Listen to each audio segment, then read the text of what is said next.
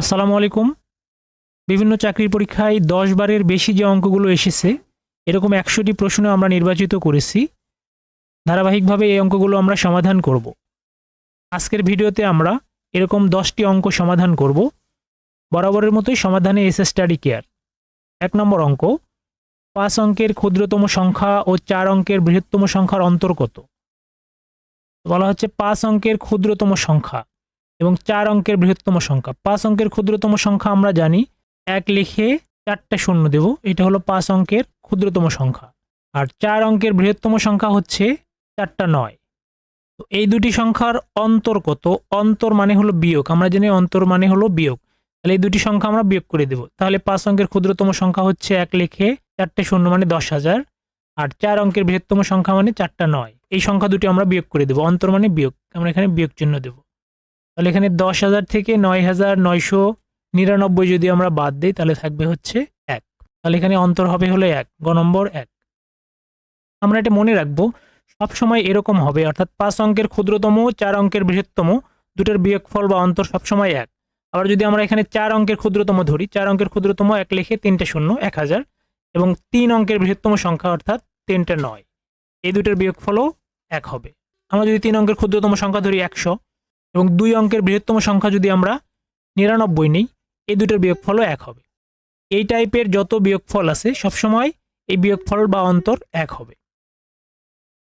২ নম্বর অঙ্ক, ৭২ সংখ্যাটির মোট ভাজক আছে কতটি? তো ৭২-এর ভাজক কতটি? ভাজক বলতে আমরা জানি উৎপাদক, তার মানে ৭২-কে আমরা যে যে সংখ্যা দিয়ে ভাগ করলে নিঃশেষে বিভাজ্য হবে সেগুলোই হলো তার ভাজক। ৭২ সংখ্যাটিকে যে যে সংখ্যা দিয়ে নিঃশেষে বিভাজ্য করা যায় সেগুলো হলো ১ দিয়ে ভাগ করা যাবে, তারপরে ২ দিয়ে ভাগ করা যাবে ৩৬ দুগুণে ৭২, ৩ দিয়ে ভাগ করা যাবে ৩ চব্বিশে ৭২, ৪ দিয়ে ভাগ করা যাবে ৪কে ৪, ৪টা ৩২, ৪ দিয়েও ভাগ করা যাবে, ৫ দিয়ে যাবে না ৬ দিয়ে ভাগ করা যাবে, ৬কে ৬, ৬ দুগুণে ১২, ৬ দিয়ে ভাগ করা যাবে, তারপরে ৭ দিয়ে যাবে না ৮ দিয়ে ভাগ করা যাবে, ৮ ৯ ৭২, তারপরে ৯ দিয়ে ভাগ করা যাবে, তারপরে ১২ দিয়ে ভাগ করা যাবে, ৬ ১২ ৭২, তারপরে ১৮ দিয়ে ভাগ করা যাবে, ৪ ১৮ ৭২, তারপরে ২৪ দিয়ে ভাগ করা যাবে, ৩ চব্বিশে ৭২, তারপরে ৩৬ দিয়ে ভাগ করা যাবে এবং ৭২ দিয়ে নিঃশেষে ভাগ করা যাবে। তাহলে আমরা দেখতে পাচ্ছি এখানে ১ ২ ৩ ৪ ৫ ৬ ৭ ৮ ৯ ১০ ১১ ১২, অর্থাৎ এই ১২টি সংখ্যা দিয়ে ৭২-কে নিঃশেষে বিভাজ্য করা যায়। তাহলে এই ১২টি হচ্ছে ৭২-এর ভাজক। তাহলে ৭২ সংখ্যার ভাজক হবে হচ্ছে ১২টি। এই অঙ্কটি আমরা আরো সহজভাবে করতে পারি, সেটা হচ্ছে ৭২-কে আমরা মৌলিক উৎপাদকে ভাঙবো। ২ দিয়ে ভাগ করলে হবে ৩৬, ৩৬-কে ২ দিয়ে ভাগ করলে হবে ১৮, ১৮-কে ২ দিয়ে ভাগ করলে হবে ৯, ৯-কে ৩ দিয়ে ভাগ করব, ৩ ৩-এ ৯। এখানে যে মৌলিক উৎপাদকগুলো পেলাম সেখানে হচ্ছে ২ পাইছি আমরা ৩টা, তাহলে ২ এর পাওয়ার ৩, গুণন ৩ পাইছি হচ্ছে আমরা 2টা, তাহলে ৩ এর পাওয়ার হচ্ছে 2। এখন আমরা যেটা করবো, এই পাওয়ারের সাথে ১ যোগ করে গুণ করে দেবো। তাহলে পাওয়ার এখানে ৩ আছে, ৩ যোগ ১, গুণন এখানে পাওয়ার ২ আছে, তাহলে ২ যোগ ১, ৩ আর ১-এ ৪, এখানে ২ আর ১-এ ৩, ৩ ৪-এ ১২। তাহলে আমরা এই পদ্ধতিতেও আমরা ভাজক নির্ণয় করতে পারবো, অর্থাৎ ৭২ সংখ্যার মোট ভাজক রয়েছে ১২টি, ঘ নম্বর ১২টি। ৩ নম্বর প্রশ্ন, কোনটি মৌলিক সংখ্যা? এখানে ৯১ আছে, ৮৭, ৬৩, ৫৯। এই সংখ্যাগুলো অপেক্ষাকৃত বড়, যেগুলো আমরা সহজে মৌলিক না যৌগিক এটা বুঝতে পারবো না। তো এই জন্য আমরা একটা পদ্ধতি অবলম্বন করব, এগুলো মৌলিক কিনা। সেটা হচ্ছে ৯১-কে যদি আমরা মৌলিক কিনা এটা যাচাই করতে যাই, তাহলে ৯১-এর কাছাকাছি একটা পূর্ণবর্গ সংখ্যা লিখব। তাহলে ৯১-এর কাছাকাছি পূর্ণবর্গ সংখ্যা হচ্ছে ৮১, এবং এই ৮১-র বর্গমূল হচ্ছে ৯, এবং ৯ থেকে নিচ পর্যন্ত ৯-এর নিচে যতগুলো মৌলিক সংখ্যা আছে সেগুলো লিখবো আমরা। ৯-এর নিচে মৌলিক সংখ্যা আছে ৭, তারপর আছে ৫, তারপর ৩ এবং ২। আমরা দেখব এই ৪টি সংখ্যা ৯-এর নিচে যেগুলো মৌলিক সংখ্যা আছে এগুলো দিয়ে যদি এই ৯১ বিভাজ্য হয়, নিঃশেষে বিভাজ্য করা যায়, তাহলে এটা মৌলিক নয়। আর যদি বিভাজ্য করা না যায় তাহলে এটা মৌলিক। তাহলে আমরা যদি এই ৯১-কে ২ দিয়ে ভাগ করি, ২ দিয়ে ভাগ করা যাবে না, কারণ এটা বিজোড় সংখ্যা। ৩ দিয়ে যদি ভাগ করি, ৩ দিয়েও ভাগ করা যাবে না। ৫ দিয়ে যদি আমরা ৯১-কে ভাগ করি, ৫-একে ৫ থাকবে হচ্ছে ৪১, ৫ দিয়েও ভাগ করা যাবে না। ৭ দিয়ে যদি ভাগ করি, ৭-একে ৭ থাকবে হলো ২, ২১, ৩ ৭ ২১, ৭ ১৩ ৯১। মানে ৭ দিয়ে ভাগ করা যায়, যেহেতু ভাগ করা গেল তাহলে এটা মৌলিক সংখ্যা নয়, তাহলে এটা মৌলিক হবে না। অপশন খ-তে যদি আমরা চিন্তা করি, এটা হলো ৮৭। ৮৭ সংখ্যাটির কাছাকাছি পূর্ণবর্গ সংখ্যা আমরা লিখব, এটা হবে ৮১ লিখব, এবং ৮১ থেকে আমরা ৮১-র বর্গমূল ৯, ৯-এর নিচের মৌলিক সংখ্যা হচ্ছে ৭, 5 3 2। এই সংখ্যাটিও 2 দিয়ে ভাগ করা যাবে না, কারণ সংখ্যাটি বিজোড়। 3 দিয়ে যদি ভাগ করি 3 দুগুণে 6, 3 9 27, অর্থাৎ 3 দিয়ে ভাগ করা যাচ্ছে, তাহলে এটাও মৌলিক নয়। 63 সংখ্যাটি আমরা জানি 7 9 63, অর্থাৎ 7 গুণন 9 গুণ করলে আমরা 63 পাই, তাহলে এটাও মৌলিক নয়। 59 যদি আমরা চিন্তা করি, আমরা যদি এই পদ্ধতিতে বের করি তাহলে হচ্ছে 59-এর কাছাকাছি পূর্ণবর্গ সংখ্যা হবে 49, এবং 49-এর বর্গমূল হচ্ছে 7। 7-এর নিচের মৌলিক সংখ্যা হবে হচ্ছে 5 3 এবং 2। 2 দিয়ে 59-কে ভাগ করা যাবে না, তাহলে 2 বাদ যাবে। 3 দিয়ে যদি আমরা 59-কে ভাগ করি, 3 একে 3 থাকবে 29, 3 দিয়েও ভাগ করা যাবে না। 5 দিয়ে যদি ভাগ করি 5 একে 5 থাকবে 9, এটাও হবে না। তার মানে এই 7-এর নিচে যতগুলো মৌলিক সংখ্যা আছে সেগুলো দিয়ে আমরা 59-কে ভাগ করতে পারতেছি না, তার মানে 59 একটা মৌলিক সংখ্যা। আনসার হবে ঘ নম্বর 59। 60 থেকে 80 এর মধ্যবর্তী বৃহত্তম ও ক্ষুদ্রতম মৌলিক সংখ্যার অন্তর কত? 60 থেকে 80 এর মধ্যে মৌলিক সংখ্যাগুলো বৃহত্তম এবং ক্ষুদ্রতম মৌলিক সংখ্যার অন্তর মানে বিয়োগফল। 60 থেকে 80 পর্যন্ত মৌলিক সংখ্যা কতগুলো আছে সেগুলো আমরা একটু দেখব। 60 থেকে 80 পর্যন্ত মৌলিক সংখ্যা হবে হচ্ছে 61, তারপরে আসে হচ্ছে 67, তারপরে আসে হচ্ছে 71 হবে, তারপরে 73 মৌলিক, তারপরে 79 মৌলিক। অর্থাৎ 60 থেকে 80 পর্যন্ত মৌলিক সংখ্যা আছে এই 5টি। এর ভিতরে বৃহত্তম হচ্ছে হলো 79 এবং ক্ষুদ্রতম মৌলিক হচ্ছে হলো 61। এই দুটি সংখ্যার অন্তর মানে বিয়োগ বের করতে হবে, অর্থাৎ এই দুটির বিয়োগফল কত সেটাই হবে অ্যান্সার। তো এই দুটি যদি আমরা বিয়োগ করে দিই, এখানে 61 আমরা 79 থেকে বিয়োগ করব, 9 থেকে 1 গেলে থাকবে 8, 7 থেকে 6 বিয়োগ করলে পাবো আমরা 1, তার মানে অন্তর হবে হচ্ছে 18, গ নম্বর 18। নিচের কোনটি মূলদ সংখ্যা? তো মূলদ সংখ্যার সংজ্ঞা অনুযায়ী আমরা জানি যে সংখ্যাকে a বাই b বা ভগ্নাংশ আকারে লেখা যায় সেগুলো হচ্ছে মূলদ সংখ্যা। তো এখানে আমরা দেখতে পাচ্ছি অপশন ক তে কিউব রুট 8। তো কিউব রুট 8কে যদি আমরা এভাবে ভেঙে লিখি, এটা হচ্ছে কিউব রুট, এই 8কে আমরা 2 পাওয়ার 3 আকারে লিখতে পারবো। এখানে এটা হবে হচ্ছে 2 পাওয়ার 3, এই কিউব রুটকে আমরা 1/3 হিসেবে লিখতে পারবো। এই 3 এবং এই 3 কেটে যাবে, তার মানে 2 হবে। এই কিউব রুট 8 মানে হচ্ছে 2। 2 একটি মূলদ সংখ্যা, অর্থাৎ এটি a বাই b আকারে লেখা যায়, কারণ 2-র নিচে মনে মনে 1 আছে, তার মানে এটি হচ্ছে মূলদ সংখ্যা। অন্যদিকে অপশন খ তে এটা মূলদ হবে না। আমরা জানি পূর্ণবর্গ 9 এবং পূর্ণ ঘন 9 এরকম সংখ্যার উপরে বর্গমূল থাকলে সেগুলো অমূলদ সংখ্যা, তাহলে √2 একটি অমূলদ সংখ্যা। কিউব রুট 7 এটাও অমূলদ সংখ্যা, 7টা পূর্ণবর্গ বা পূর্ণ ঘন নয়। √5 একটি অমূলদ সংখ্যা এবং তাকে 4 দিয়ে ভাগ করা হয়েছে, এটাও অমূলদ সংখ্যা। তাহলে এগুলো অ্যান্সার হবে না, অ্যান্সার হবে ক নম্বর কিউব রুট 8। 6 নম্বর প্রশ্ন, একটি সংখ্যা 301 থেকে যত বড় 381 হতে তত ছোট সংখ্যাটি কত? তো এটা যদি আমরা একটু ছোট সংখ্যা চিন্তা করি, সেটা হচ্ছে 15 20 এবং 25। ছোট সংখ্যা দিয়ে বুঝতে আমাদের সহজ হবে। তো আমরা যদি এভাবে বলি, এই 20 সংখ্যাটি 15 থেকে যত বড় 25 থেকেই তত ছোট। 20 সংখ্যাটি 15 থেকে বড় হচ্ছে 5, 20 সংখ্যাটি 25 থেকে ততটুকুই ছোট, অর্থাৎ 5ই ছোট। তো এটাই হলো অঙ্ক, অর্থাৎ এই মাঝের সংখ্যাটাই হচ্ছে আমাদের কাঙ্ক্ষিত সংখ্যা।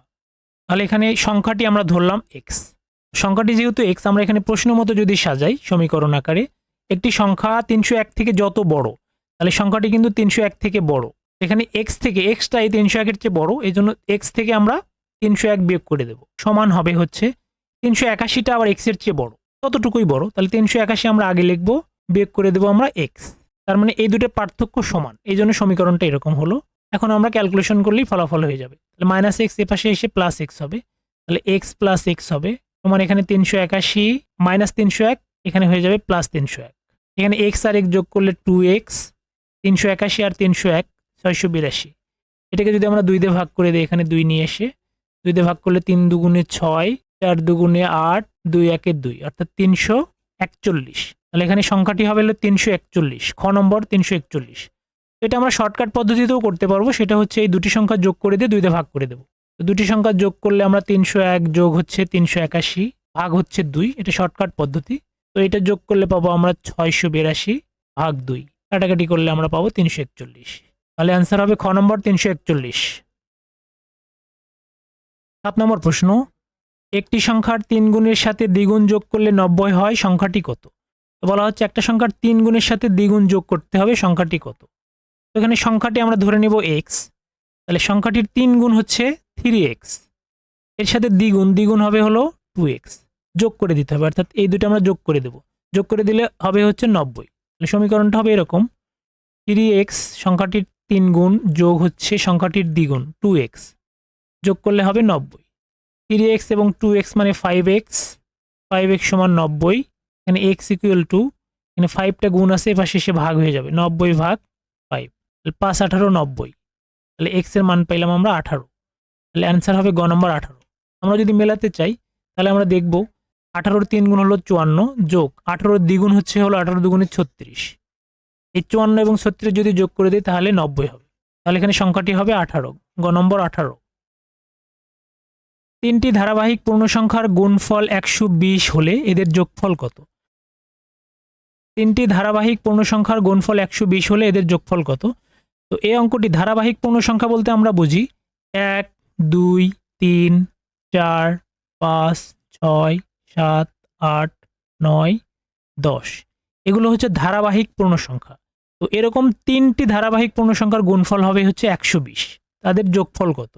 তো আমরা একটু প্র্যাকটিক্যালি দেখি যে কোন তিনটি ধারাবাহিক সংখ্যার গুণফল 120 হয়। আমরা যদি 1 2 3 গুণ করি তাহলে 2 1 2, 3 2 6 হচ্ছে, 120 হচ্ছে না।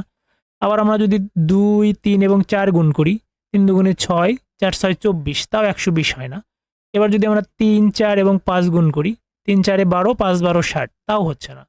এবার যদি আমরা 4 5 এবং 6 গুণ করি, 4 5 20, 6 20 হচ্ছে 120। তাহলে আমরা দেখতে পাচ্ছি এই তিনটি ক্রমিক সংখ্যা অর্থাৎ 4 5 এবং 6, এই তিনটি ক্রমিক সংখ্যার গুণফল হচ্ছে 120। তাহলে এদের যোগফল কত?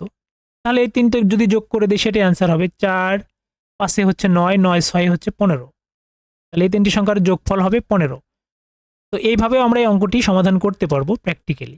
তবে আরও সহজ পদ্ধতিতে যদি আমরা করতে চাই তাহলে আমরা যেটা করব, 120কে আমরা এখানে যে সংখ্যাটা থাকবে গুণফল, এটাকে আমরা মৌলিক উৎপাদকে ভেঙে নেব। তো 120কে 2 দিয়ে ভাগ করলে পাবো আমরা 60, 60কে 2 দিয়ে ভাগ করলে পাবো আমরা 30। এবং এখন যদি আমরা এভাবে লিখি 5 6 30, এখন দেখুন এই 2 2 এ কত হয়, 4 হয়, 4 5 6, তাহলে আমরা পেয়ে গেলাম 4 5 6 ক্রমিক আকারে। তার মানে ক্রমিক সংখ্যাগুলো হবে 4 5 6, যেগুলো যোগ করে দিলে আমরা পাবো 4 5 9, 9 6 15।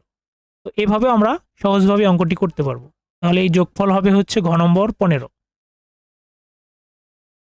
দুটি ক্রমিক স্বাভাবিক সংখ্যার বর্গের অন্তর 45 হলে সংখ্যা দুটি কত? দুটি ক্রমিক স্বাভাবিক সংখ্যার বর্গের অন্তর, তাহলে দুটি ক্রমিক সংখ্যা আমরা ধরে নেব।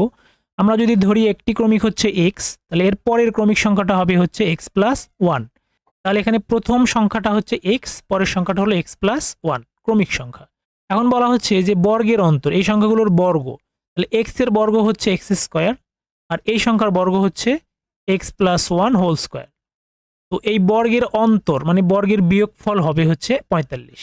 তো যেহেতু বিয়োগফল, তাহলে বড়টা আগে লিখতে হবে, কারণ এই সংখ্যাটা হচ্ছে বড় x প্লাস 1, এক্সটা হলো ছোট। তাহলে আমরা বিয়োগফল এভাবে লিখব, x স্কোয়ার এর বিয়োগফল হচ্ছে বা অন্তর হচ্ছে 45। এখন এটা আমরা সূত্র প্রয়োগ করব, a প্লাস বি হোল স্কোয়ারের সূত্র হলো x square plus 2ab, a হচ্ছে এখানে x, b হচ্ছে 1, প্লাস হচ্ছে b স্কোয়ার, b মানে 1 স্কোয়ার, মাইনাস x স্কোয়ার সমান 45। এই minus x square plus x square কেটে যাবে, এখানে 2x ইন্টু 1 মানে 2x হবে, প্লাস 1 এর উপর স্কোয়ার মানে 1 সমান সমান 45। তো এটা যদি আমরা ক্যালকুলেশন করি তাহলে 2x সমান এই প্লাস 1 এ পাশে গিয়ে মাইনাস 1 হয়ে যাবে, তার মানে 44 হবে। তাহলে 2 দিয়ে যদি আমরা 44কে ভাগ করি তাহলে হবে 22। তাহলে 22 হবে হচ্ছে আমাদের যে প্রথম সংখ্যাটি, আর দ্বিতীয় সংখ্যাটি হবে x প্লাস 1 মানে 22 প্লাস 1 মানে 23। তাহলে ক্রমিক সংখ্যা হবে 22 এবং 23। তাহলে ফলাফল হবে খ নম্বর 22 এবং 23, খ নম্বর।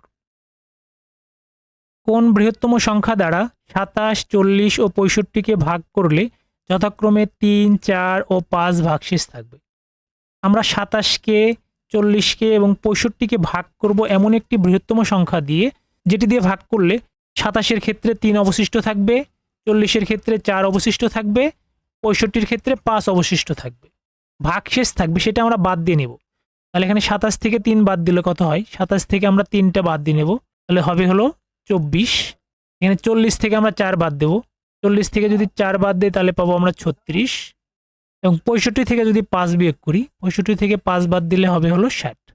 তো এই অঙ্কটির ফলাফল হবে এই কয়টি সংখ্যার গসাগু, 24 36 এবং 60 এর গসাগুই হচ্ছে এই বৃহত্তম সংখ্যা। বৃহত্তম সংখ্যা থাকলে আমরা গসাগু নির্ণয় করব। তাহলে 24 এবং 36-এর গসাগু আমরা ভাগ পদ্ধতিতে যদি বের করি, এরকম করে 24 এবং 36 লিখব, করলে হবে একবার যাবে, একবার গেলে 24, বিয়োগ করলে পাবো 6 থেকে 4 গেলে 2, এখানে থাকবে 1। আমরা আবার 24কে ভাগ করব, 12 দুগুণে 24, ভাগশেষ আর থাকে না। তাহলে 24 এবং 36-এর গসাগু হলো 12।